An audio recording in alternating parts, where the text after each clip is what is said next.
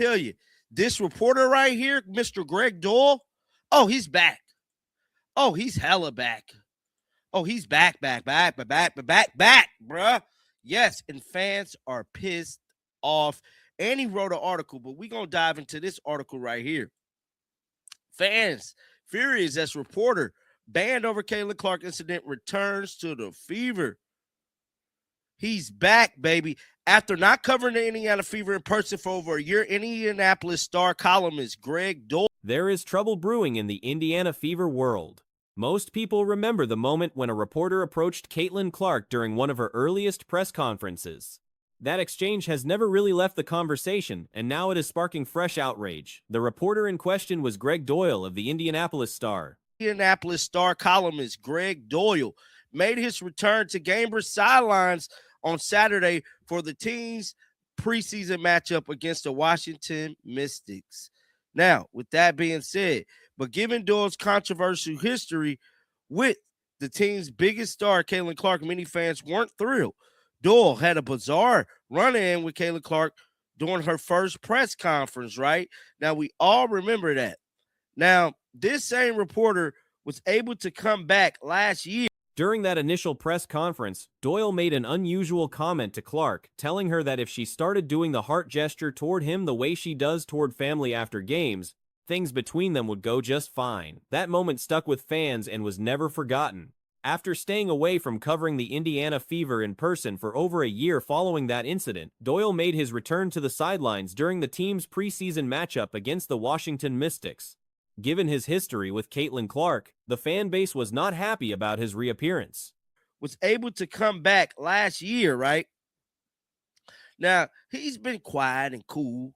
That is until today. Now, this is an article that he wrote, right? Doyle, underrated Fever star Caitlin Clark can still get hot, and so can her fans. So he deliberately attacked Caitlin Clark fans yesterday, right? It's being reported that the Indiana Fever made their home debut Thursday night when we learned Caitlin Clark can still get hot. The situation escalated further when Doyle published a new piece titled something along the lines of an underrated Fever star who can still get hot, and so can her fans. The article was seen as a direct shot at Caitlin Clark's supporters. In it, Doyle referenced Clark's strong performance during Indiana's home preseason opener against the Dallas Wings, where she scored 21 points in just 16 minutes, going 2 of 3 from three-point range and knocking down 11 of 13 free throws. Doyle used that performance as a lead-in to address the controversy surrounding ESPN's ranking of Clark as the 10th best player in the WNBA. We learned Caitlin Clark can still get hot at moment's notice, and so can her fans. Okay, so maybe we already knew all of that. So to attach a nice tendy on a bow in this story right from the start, let's get it here. If Clark keeps shooting like she did, the Fever's preseason home opener against Dallas Wings, ESPN will have to rethink the rankings, right? Which we all reported on the rankings and stuff like that. Goes on to say Thursday morning rankings, Clark. When those rankings dropped, Clark supporters across social media reacted strongly. Doyle took aim at those fans in his column, describing them by their online handles and suggesting that people with names like Caitlin Clark Global and Caitlin Clark Report only see what they want to see. He argued that those fans were ignoring what actually happened during Clark's second WNBA season, when she was repeatedly injured and played just 13 games, resulting in the worst shooting numbers of her career. In 4 years at Iowa, Clark never shot below 45% from the floor or below 33% from three. Stuff like that. Goes on to say Thursday morning rankings, Clark asked the number 10 player in the WNBA, and her fans know. How didn't I call them Fever fans? Lost it. Now, ESPN put out this article that listed Caitlin Clark as the number 10 best player in the entire WNBA, which is rhetorical to me. Now, the article goes on to say they lost it online, and of course, because that's where people like this exist, not sure they're real anywhere else, not beyond their Twitter. As a WNBA rookie, those numbers dipped to 41% and 34% respectively. In her second season, hampered by injury, her field goal percentage fell to 36%. The reaction to Doyle's column among the fan base was swift and intense. What makes the situation particularly frustrating to observers is the double standard at play. Like this, not sure they're real anywhere else, not beyond their Twitter handles. People with well-adjusted names like Caitlin Clark Global Fans and Caitlin Clark Report, folks like that, they see only what they want to see, which means they didn't see what many of us saw Caitlin Clark last season when she was injured repeatedly, but played just enough for 13 games to turn into the worst shooting season of her career by a large margin. In 4 years at Iowa, she never shot worse than 45% from the floor. Clark's supporters online get criticized and dismissed, while a reporter who made headlines for an awkward and inappropriate comment directed at Clark during her very first press conference was quietly handed a media pass and sideline access again. No formal public stance was taken by the organization when that happened. The Caitlin Clark fanbase carries significant weight in terms of media influence and narrative power. When they push back on something, it moves. 45% from the floor or 33% from three range. As WNBA rookie, she shot 41 from the floor, 34 from three range. A long drop from college. Last season, her second year in the WNBA, she shot 36%, but a lot of that is because she wasn't playing. Now, he goes on to say that was alarming.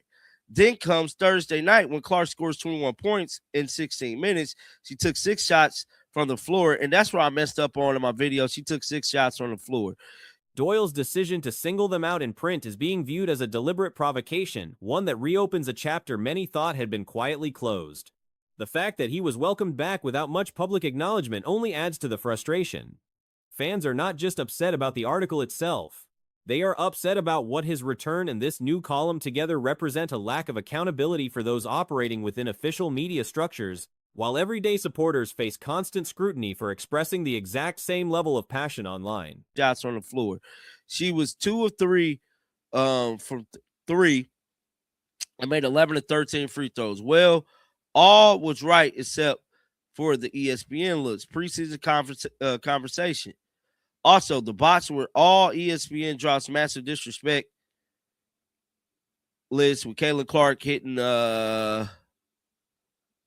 multiple guards and all this different stuff. And I believe that was a time, dude. Caitlin Clark took a nasty hit during yesterday's contest. A flagrant foul from Alana Smith, an undercut on a three-point attempt, sent her stumbling. She avoided an ankle issue but came down hard on her knee, visibly hobbling as she made her way off the court. She was pulled from the game shortly after, a decision that drew little argument from those watching. To record the second they found signal.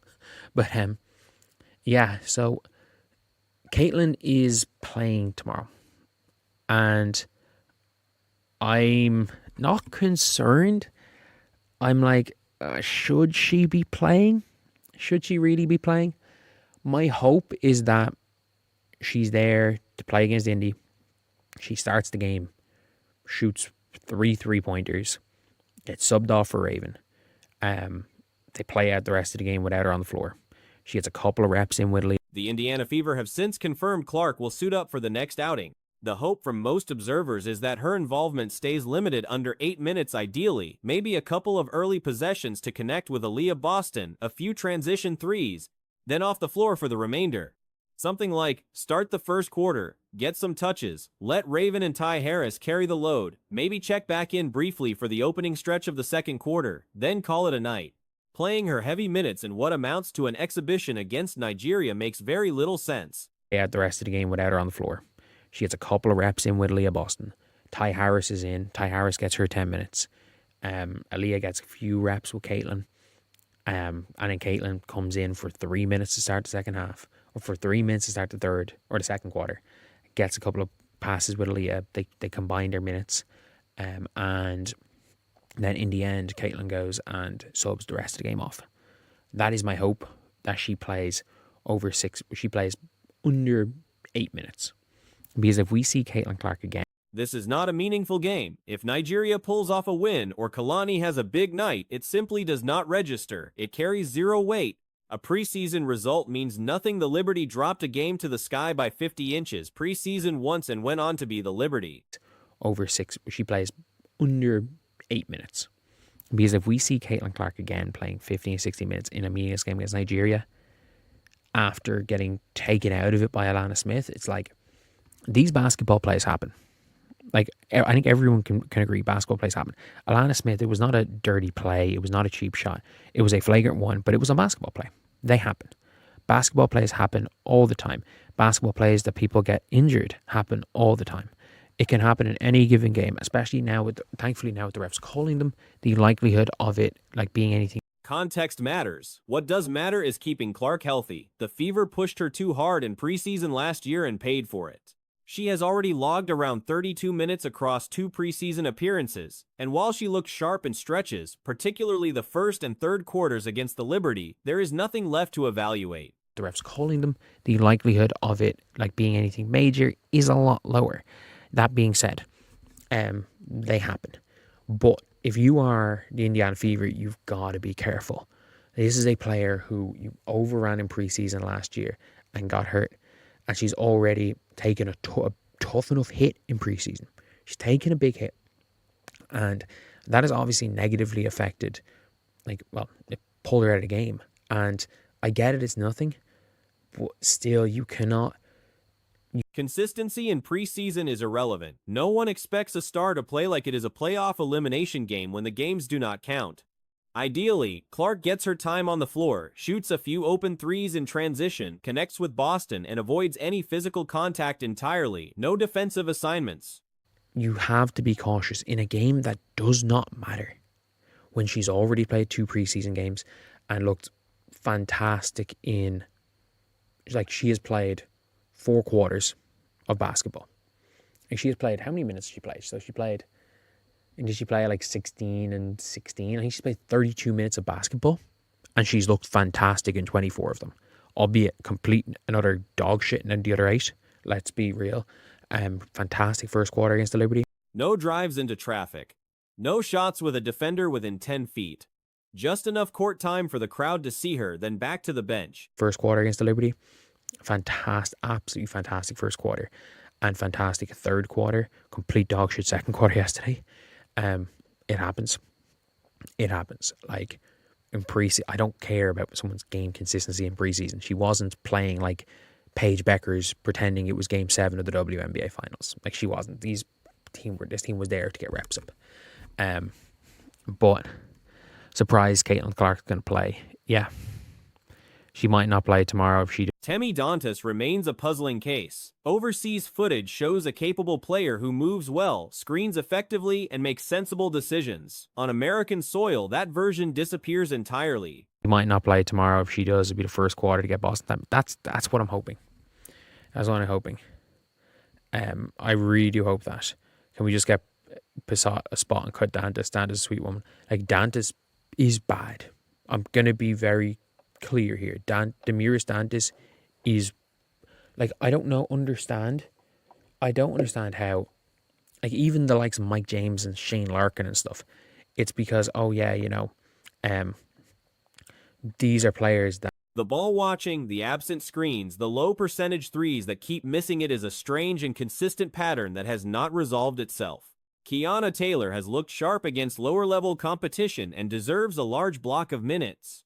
Jessica Sims can also eat up time, even if her tendency to take an excessive number of dribbles before pulling the trigger remains a constant. These are players that never really just had the role they have in Europe in the NBA. But it's like, I think everybody knows, like, if Shane Larkin had a big role in the NBA, he would cook. I think most people are of that opinion, that if Shane Larkin had this massive NBA role, that he would just go out and cook.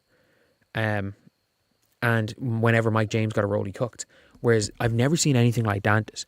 She sets foot in American soil and she forgets how to play basketball. I've watched her. These are the kinds of players who should be getting extended reps in a game like this, not a returning star, fresh off a knee knock in a match that carries absolutely no stakes. The Fever need to be smart. Getting a key player injured in an exhibition game is the kind of situation that can define how a season begins.